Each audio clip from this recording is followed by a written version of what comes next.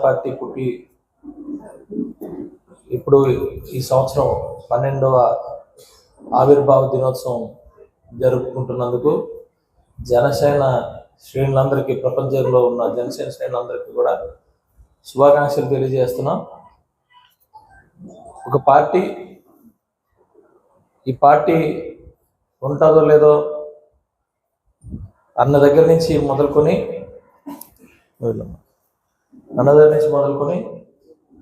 ఎన్నో అవమానాల్ని మింగి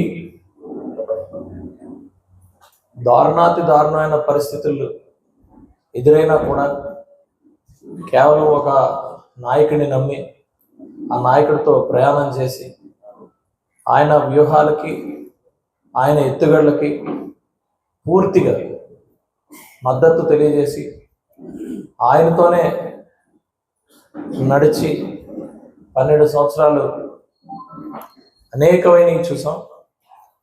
నిజంగా ఒక విజయం తర్వాత జరగబోయే ఆవిర్భావ దినోత్సవానికి ఈరోజు మా శ్రేణులందరూ కూడా ఈరోజు ఇక్కడ కలవటం జరిగింది ఈ ఆవిర్భావ దినోత్సవం కోసం. డెఫినెట్గా మొన్నే చెప్పారు, ఎప్పుడైనా సరే ఏ పార్టీ అయినా పుట్టింది, ఏ పార్టీ అయినా ప్రజాస్వామ్యంలో కేవలం ఈ దేశం కోసం, రేపటి తరాల కోసమే పార్టీలు పెట్టాలి తప్పితే ముఖ్యమంత్రి అవ్వడాల కోసం, దోచుకోవడం కోసం మాత్రమైతే కాదు. ఇది పూర్తిగా ఈ 12 సంవత్సరాల్లో ప్రజలకు అర్థమైంది. ఈ పార్టీ పెట్టిన తర్వాత నుంచి మరి ప్రధానమైన ఈ ఆంధ్రప్రదేశ్ రాష్ట్రంలో ప్రధానమైన ఒక పార్టీ కేవలం దోచుకోవడానికి, పదవులు అనుభవించడానికి, దాచుకోవడానికి మాత్రమే పెట్టిన పార్టీతో ప్రాణాలకు తెగించి, అంటే ఈ పార్టీలో కూడా అనేక మంది ప్రాణాలు కూడా కోల్పోయారు, పోరాటం చేశారు, ప్రశ్నించిన తర్వాత ప్రాణాలు కూడా కోల్పోయారు, జైలుకి వెళ్ళాం. ఈ పార్టీ పెట్టిన తర్వాత నుంచి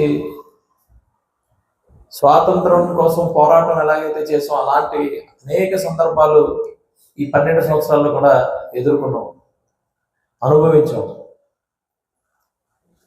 మరి మీరు చూస్తూనే ఉన్నారు, ఎవరైనా సరే స్వార్థపరుడైనా సరే తను సంపాదించిన సంపాదన తన కుటుంబానికి, తన చెల్లికో, అక్కకో, తమ్ముడికో, అన్నకో, కొడుకో, కూతురుకో, భార్యకో ఇవ్వాలి అని చెప్పి, దోచేసుకుని అంతా ఇవ్వాలని చెప్పి మరి పెట్టుకుంటాడు. స్వార్థపరుల గురించి మాట్లాడుతున్నారు. కానీ నాయకులు రేపటి తరాల కోసం పనిచేస్తారు.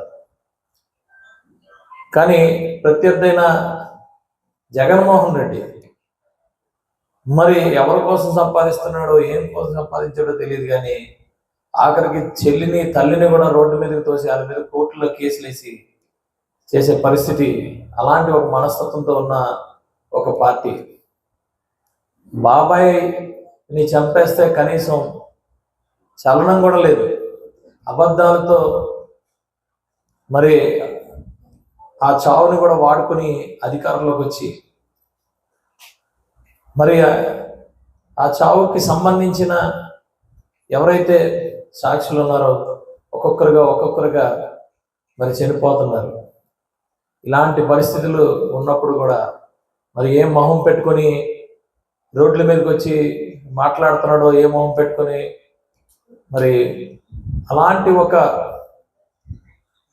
ఒక మనస్తత్వం ఉన్న ఒక పార్టీ నాయకుడిని, అంటే ఆ పార్టీని పార్టీ అని కూడా చెప్పడానికి లేదు, ఆ నాయకుడిని ఒక నాయకుడి కింద మాట్లాడడానికి కూడా లేదు. కానీ తప్పదు, అలాంటి ఒక వ్యక్తితో ఎదుర్కొంటూ ఈరోజు ఈ రాష్ట్రాన్ని కాపాడుకొని మళ్ళా రేపటి తరాలకి ఆశాజనకంగా, ఆంధ్రప్రదేశ్ రాష్ట్ర అభివృద్ధి కోసం ఆశాజనకంగా తీర్చిదిద్దినందుకు నిజంగా ఏమీ లేదు.